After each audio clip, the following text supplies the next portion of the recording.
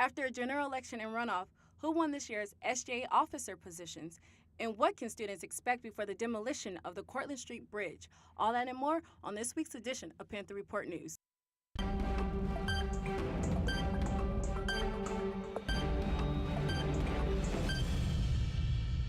Good evening. I'm Kelsey Perkins, and welcome to another episode of Panther Report News. We are following a developing story right here on campus. A female GSU student reported a sexual assault case to the GSU police. Authorities say it happened Thursday morning at Piedmont Central at 92 Piedmont Avenue. The student reported the incident to campus police, saying an unknown black male grabbed her right buttocks as she was entering Piedmont Central housing.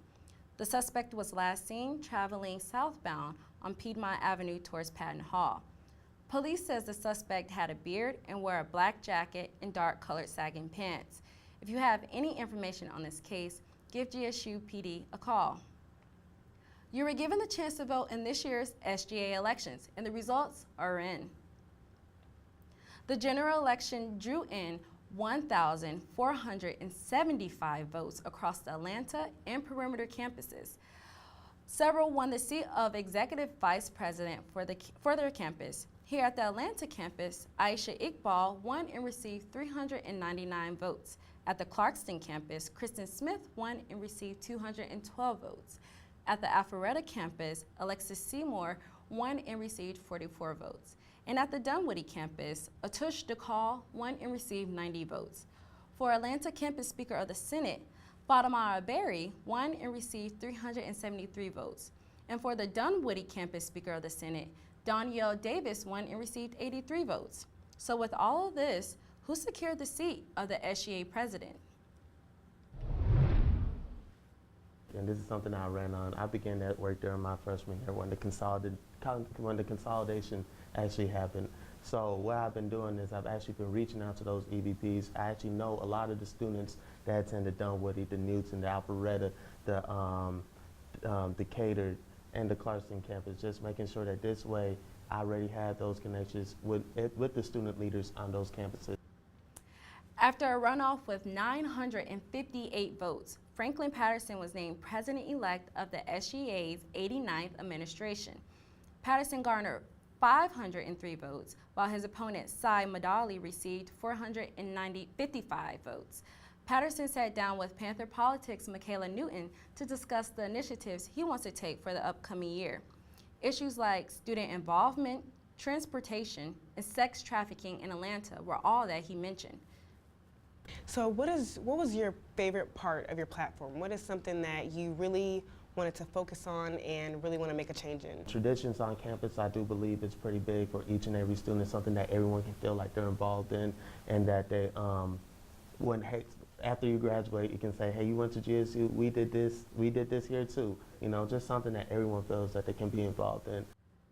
We began to say our goodbyes to Cortlandt Street Bridge.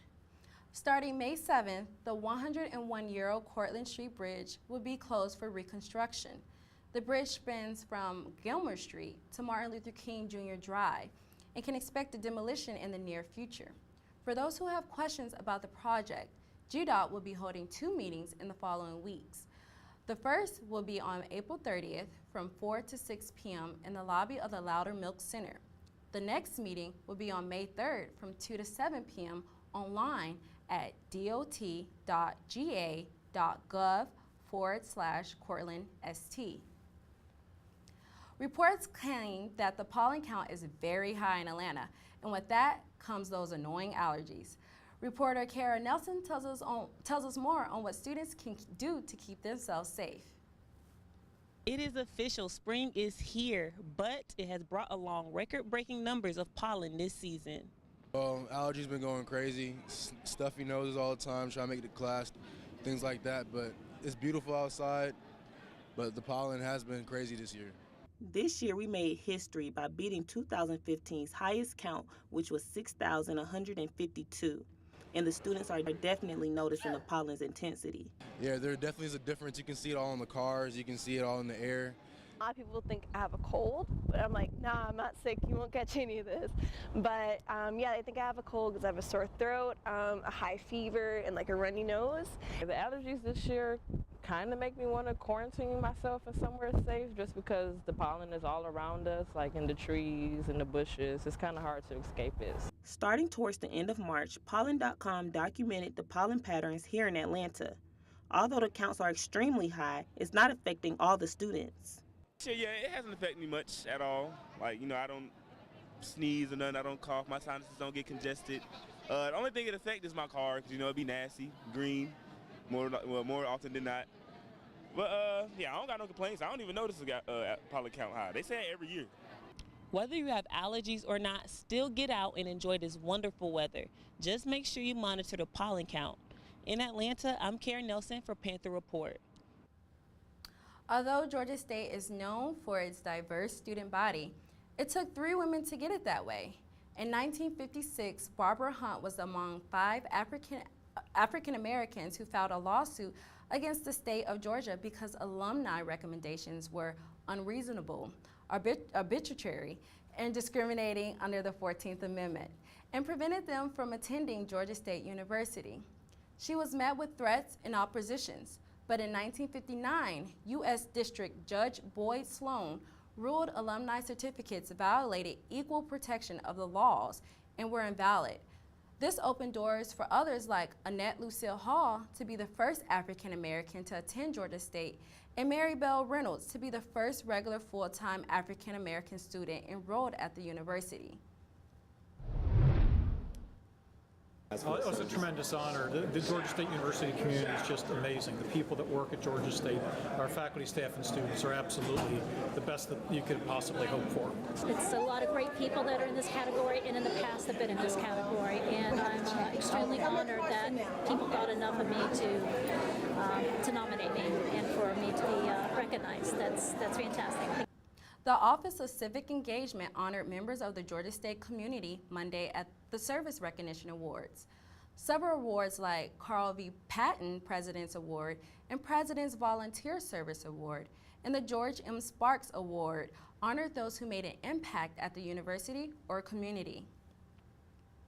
Every year we recruit the next rising journalists, but we also have to let go some of our best. We'd like to take this time to honor the graduating seniors on the staff who took Panther Report to the next level. News Director Brianna Albizu, News Team Leader Ladarius Heath, reporter and videographer Jordan Dunlap, videographer Sebastian Thomas, and reporter Wendy Finn. Thank you for your commitment in news and serving the students of Georgia State University. And thank you for tuning in. This is our last episode of the season, and we hope to see you next semester with another season of Panther Report News. Feel free to follow us on Twitter at Panther_report and subscribe to our YouTube channel at GSTV Panther Report. Also, be on the lookout for Panther Report exclusive by reporter Jordan Dunlap on the case of former GSU student Furquan Stafford. I'm Kelsey Perkins, and we hope you have an amazing summer break.